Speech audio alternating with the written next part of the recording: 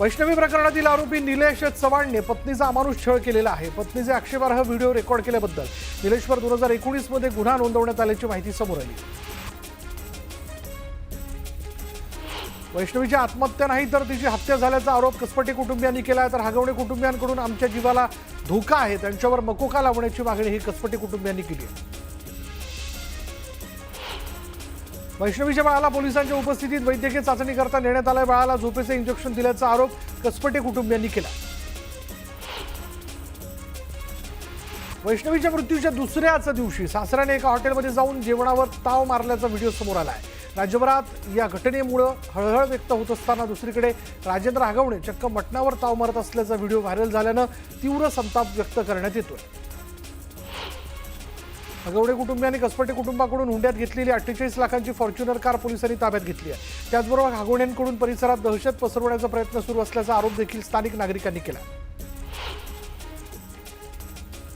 वैष्णवी आत्महत्या प्रकरणात पोलिसांनी योग्य कारवाई केली आहे। पोलीस या प्रकरणात कडक कारवाई करतील। प्रकरणाला फाटे फोडणं चुकीचं आहे असं मुख्यमंत्री फडणवीस म्हणाले। हगवणे प्रकरणाबाबत अजित पवार गंभीर नाहीत असं नाही, अशी प्रतिक्रिया देवेंद्र फडणवीसांनी दिली। मकोका लावण्यासाठी काही नियम आहेत, नियमात बसत असेल तर मकोका लावण्यात येईल असं फडणवीस म्हणाले।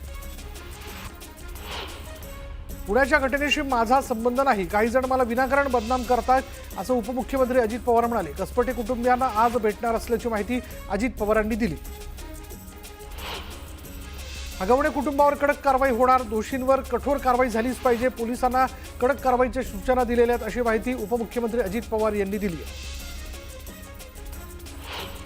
वैष्णवी आत्महत्या प्रकरण फास्ट ट्रॅक कोर्टातच चाललं पाहिजे, अशा वृत्तीची लोक ठेचून काढणं गरजेचं आहे असं रुपाली ठोंबरेंनी म्हटलंय। सप्टेंबर-ऑक्टोबरमध्ये राज्यात पालिका निवडणुका होणार असल्याची माहिती मुख्यमंत्री फडणवीसांनी दिली। तर भाजप कार्यकर्त्यांना कामाला लागण्याचे आदेशही फडणवीसांनी दिले। बच्चूकडूंनी अजित पवारांसह देवेंद्र फडणवीसांवर टीका केली। शेतकरी आणि दिव्यांगांच्या निधीसाठी पैसे नसल्याचं अजित पवार म्हणतात, मात्र त्यांचा स्वतःचा पगार 55,000हून 3.5 लाखांवर गेलाय। कारण अजित पवार सर्वात गरीब माणूस आहेत, तर त्यांनी 70,000 कोटींचा घोटाळा नक्की आपल्या देशात केला होता की कोणत्या दुसऱ्या देशात केला होता असा टोला देखील त्यांनी लगावला।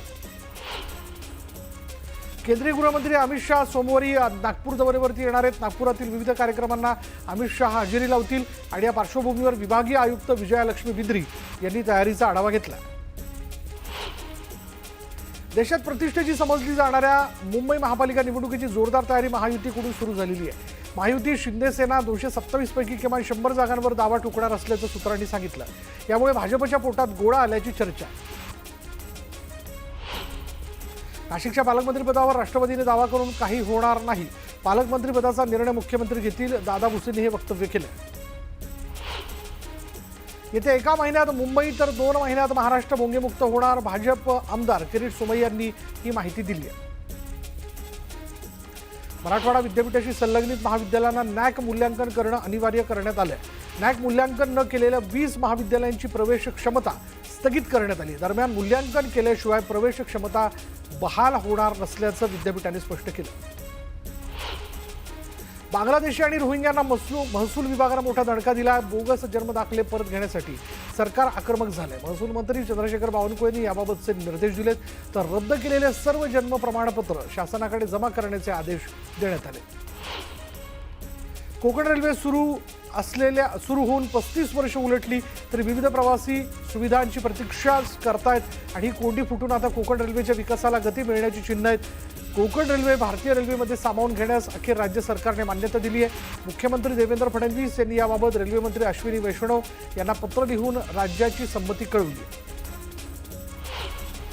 26 मे पासून उरणच्या मोरा ते मुंबईतील भाऊचा धक्का दरम्यानचा जलप्रवास 25 रुपयांनी महागणार आहे आणि त्यामुळे या प्रवासाकरिता प्रवाशांना एका फेरीसाठी 80 ऐवजी 105 रुपये मोजावे लागतील।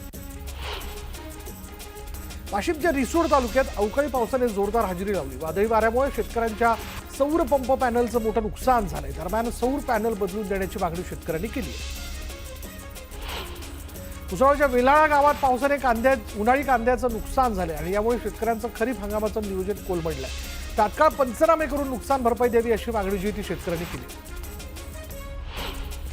करमाळा तालुक्यात मान्सूनपूर्व पावसानं जोरदार हजेरी लावली। करमाळा तालुक्यातील कुंभेज फाटा जेऊर आदी भागात पावसाची जोरदार बॅटिंग सुरू आहे। वादळी वाऱ्यासह झालेल्या मुसळधार पावसामुळे वातावरणात गारवा निर्माण झाला। वाशिम जिल्ह्यात मागील 12 दिवसांपासून पडत असलेल्या अवकाळी पावसामुळे संत्र्याच्या मृगबहाराला मोठा फटका बसलाय। ताडचक्र बिघडल्यानं मंगरुळपीर तालुक्यातील संत्रा उत्पादक शेतकरी मोठ्या चिंतेत सापडला। बारामती शहरात गेल्या 4 दिवसांपासून पावसाची संततधार सुरूच आहे। संततधार पावसामुळे शेती पिकांचं फळबागांचं मोठ्या प्रमाणात नुकसान झालं। लातूर जिल्ह्यात मुसळधार पावसानं हजेरी लावल्यानं नदीकाठच्या गावांमध्ये पूरस्थिती निर्माण होण्याची शक्यता निर्माण झाली आहे। त्यामुळे मांजरा, रेणा, तेरणा आणि तावरजा नदीकाठच्या गावांना सतर्कतेचा इशारा देण्यात आला। तर साई बॅरेजचेही दरवाजा उघडण्यात आल्यानं नागरिकांना सतर्कतेचा इशारा देण्यात आला। साताऱ्यात पावसाच्या तडाख्यामुळे जिल्ह्यातील अनेक शेतकऱ्यांचं मोठ्या प्रमाणात नुकसान झालंय। भुईमुग तसंच टोमॅटो आणि भाजीपाला शेतातच सडून जाण्याची शक्यता निर्माण झाल्यानं शेतकऱ्यांचं मोठ्या प्रमाणात नुकसान झालं। सिंधुदुर्ग जिल्ह्यात मागील 24 तासात सरासरी 99.5 मिलीमीटर पावसाची नोंद झाली आहे। तर वेंगुर्ला तालुक्यात सर्वाधिक 167 मिलीमीटर पावसाची नोंद झाली आहे। पुणे शहरात सकाळपासूनच पावसाची रिपरिप सुरू आहे। पुणे शहराला पुढील 2 दिवस हवामान विभागाकडून अलर्ट देण्यात आला। मागील 3 दिवसांपासून रत्नागिरीत धुवाधार पावसानं हजेरी लावली। अचानक पावसाचा जोर वाढल्यानं जनजीवन विस्कळीत झालंय। काही ठिकाणी झाडं उन्मळून पडलीत तर काही ठिकाणी विजेचे खांब कोसळल्यानं मोठं नुकसान झालं। बीडच्या आष्टी तालुक्यात पावसानं चांगलं झोडपून काढलंय। ऐन मे महिन्यातच नदी नाल्यांना पूर आल्यानं पिकांचं मोठं नुकसान झालंय। त्यामुळे नुकसानीचे पंचनामे करत भरपाई देण्याची मागणी शेतकऱ्यांनी केली। सातारा जिल्ह्याला आज पावसाचा ऑरेंज अलर्ट देण्यात आलाय। मुसळधार पावसामुळे जनजीवन विस्कळीत झालंय। तर सातारा जिल्ह्यातील कराड, पाटण आणि कराड ढेबेवाडी मार्गाला जोडणाऱ्या डेळेवाडी खिंडीत दरड कोसळल्यानं वाहतूक ठप्प झाली। रायगड जिल्ह्यालाही पावसाचा रेड अलर्ट जारी करण्यात आलेला आहे। समुद्रकिनाऱ्यालगत असणाऱ्या गावांना सतर्कतेचा इशारा देण्यात आला। तर मच्छीमार बांधवांनाही समुद्रात न जाण्याचा सल्ला देण्यात आला। सोलापूर जिल्ह्याच्या ग्रामीण भागात सलग 10 दिवसांपासून सुरू असलेल्या पावसाने काहीशी विश्रांती घेतली आहे। 1 ते 22 मे या कालावधीत सोलापूर जिल्ह्यात 116 मिलीमीटर पावसाची नोंद करण्यात आली आहे। माळशेज घाटात बोगद्याजवळील डोंगरकाठी रस्त्याचं काम सुरू आहे। मात्र जोरदार पावसानं हजेरी लावल्यानं दरड कोसळून कामगारांच्या तसंच प्रवाशांच्या जीवाला धोका निर्माण होण्याची शक्यता आहे। कोल्हापूरच्या पश्चिम घाट माथ्यावर मुसळधार पावसानं हजेरी लावली। करूळ घाटात दरड कोसळल्यानं वाहतूक विस्कळीत झाली आहे। यावेळी दरड हटवण्याचं काम युद्ध पातळीवर सुरू आहे। मनमाड येवल्यासह चांदवडमध्ये मान्सूनपूर्व पावसानं हजेरी लावली। त्यामुळे पिकांचं मोठ्या प्रमाणात नुकसान झालंय। कांदा पिकाला सर्वात जास्त फटका बसल्यानं कांदा उत्पादक शेतकरी हवालदिल झाला। अवकाळीचा मान्सूनपूर्व पावसाच्या फटक्यानं शिरूर तालुक्यात पेरू बागांचं मोठं नुकसान झालंय। हातातोंडाशी आलेला घास मातीमोल झाल्यानं शेतकरी हवालदिल झाला। पुणे शहरासह जिल्ह्याला हवामान विभागाकडून पावसाचा रेड अलर्ट देण्यात आला आहे। पुणे शहरात सर्वत्र सकाळपासून ढगाळ वातावरण निर्माण झालंय। हवामान खात्याने रायगड जिल्ह्याला ऑरेंज अलर्ट जारी केलाय। बदलत्या हवामानाचा दक्षिण रायगडमधील मच्छीमार बांधवांना फटका बसलाय। खोल समुद्रात जाऊन मासे पकडणं मुश्किल झालंय। कोल्हापूर जिल्ह्यात गेल्या 24 तासात 17.4 मिलीमीटर पावसाची नोंद करण्यात आली आहे। शिरोळ तालुक्यात सर्वाधिक 45.8 मिलीमीटर पावसाची नोंद करण्यात आली। कराडच्या तासवडे MIDC मधील कंपनीतून 6 कोटी 35 लाखांचं कोकेन जप्त करण्यात आलं। या कारवाईबाबत पोलिसांकडून गोपनीयता बाळगली जात असल्याची चर्चा असून 2 दिवसांपासून कारवाई सुरू असल्याचं सांगितलं जात आहे। बीडच्या लिंबा गणेश परिसरात पवनचक्की उभारणीचं काम वेगानं सुरू असताना मध्यरात्री चोरीच्या उद्देशानं आलेल्या चोरट्यावर सुरक्षा रक्षकानं गोळीबार केला आणि या गोळीबारात चोराचा जागीच मृत्यू झाला। या प्रकरणी पोलिसांकडून अधिकचा तपास सुरू आहे। नाशिकच्या सातपूर परिसरात वाहनांची तोडफोड करण्यात आली। अज्ञात व्यक्तीकडून वाहनांच्या काचा फोडून दहशत माजवण्याचा प्रयत्न करण्यात आला।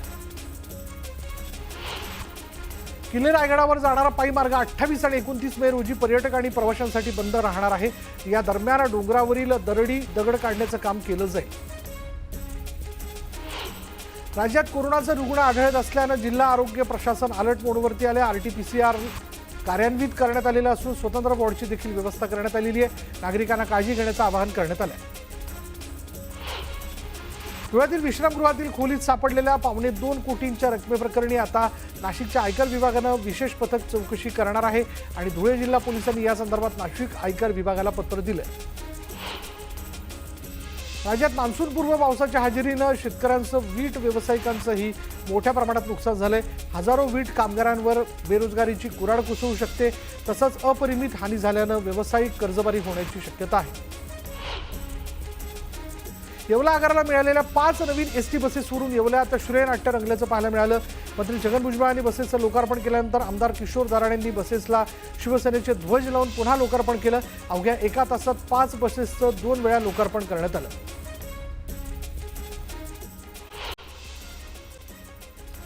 रावेरी यावल मतदारसंघातील केळी पिकावर फैलावत असलेल्या पनामा रोगाच्या पार्श्वभूमीवर तसंच विविध विकास कामांचा आढावा घेण्यासाठी बैठक आयोजित करण्यात आली होती।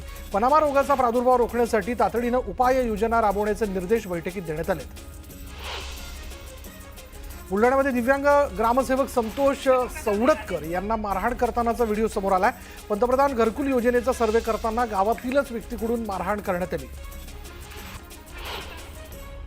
बेरोजगार युवकांना स्वयंरोजगाराची संधी देण्याच्या नावाखाली बाईक टॅक्सी चालवण्याचा निर्णय घेण्यात आला। मात्र हा निर्णय त्वरित मागे घ्यावा यासाठी ऑटो रिक्षा कृती समितीच्या वतीनं राज्यभरात आंदोलन करत निवेदन देण्यात आले। पंढरपूरच्या आषाढी यात्रेचा सोहळा 6 जुलैला संपन्न होणार आहे आणि या सोहळ्यासाठी 10 मानाच्या पालख्या पंढरपुरात दाखल होणार असून वारकऱ्यांना पालिकेच्या वतीनं सीलबंद पाणी आणि लिंबू सरबत देण्यात येणार आहे। यासाठी पालिकेला 3 कोटींचं टेंडर देण्यात आलंय। गडचिरोलीच्या बोडेना गावात टीव्हीवरील चॅनल पाहण्याच्या वादातून 10 वर्षाच्या मुलीने आत्महत्या केली। आवडतं चॅनल पाहू दिलं नाही म्हणून 4थीच्या वर्गात शिकणाऱ्या मुलीने टोकाचं पाऊल उचललं। नंदुरबार जिल्ह्यातून जाणाऱ्या सुरत अमरावती महामार्गावर अज्ञात वाहनाच्या धडकेत बिबट्याचा मृत्यू झाला। कोंडाईबारी घाटात वन्य प्राण्यांचा वावर असल्यानं प्राण्यांसाठी सुरक्षा जाळी बसवण्यात आली आहे। मात्र तरीही बिबटे रस्त्यावर येत असल्यानं अपघातांच्या प्रमाणात वाढ झाली। जालना जिल्हा पोलीस दलातील प्रशासकीय बदल्या पार पडल्यात। आता विनंती बदल्या पार पडणार आहेत। यासाठी जवळपास 230 जणांना विनंती बदल्यांसाठी 230 जणांनी अर्ज केलेला आहे। बार्शी तालुक्यातील कोरेगाव इथे उडीद पिकाचं मान्सूनपूर्व पावसामुळे मोठं नुकसान झालंय। ऐन काढणीच्या वेळेला उडीद पिकावर पावसाचा मारा झाल्यानं हातातोंडाशी आलेला घास हिरावला गेला आणि त्यामुळे उडीद उत्पादक शेतकरी हवालदिल झाला। नाशिकच्या गांधीनगर इथल्या भारतीय सेनेची प्रमुख उड्डाण संस्था या ठिकाणी कॉम्बॅक्ट आर्मी एव्हिएशन ट्रेनिंग स्कूलच्या लढाऊ वैमानिकांच्या 43व्या तुकडीचा पदवीदान सोहळा लष्करी थाटात सुरू झाला। सोहळ्याला कर्नल कमांडंट लेफ्टनंट जनरल विनोद नांबियार यांनी प्रमुख अतिथी म्हणून उपस्थिती लावली। विद्यार्थ्यांमधील शिक्षणाची गोडी वाढवावी तसंच सामाजिक आणि शैक्षणिक कार्याला मान्यता देण्याच्या उद्देशानं आमदार भावना गवळी यांनी स्वतःची पुस्तक तुला केलेली आहे आणि यावेळी या पुस्तकाचं गरीब गरजू विद्यार्थ्यांना वाटप करण्यात आलं।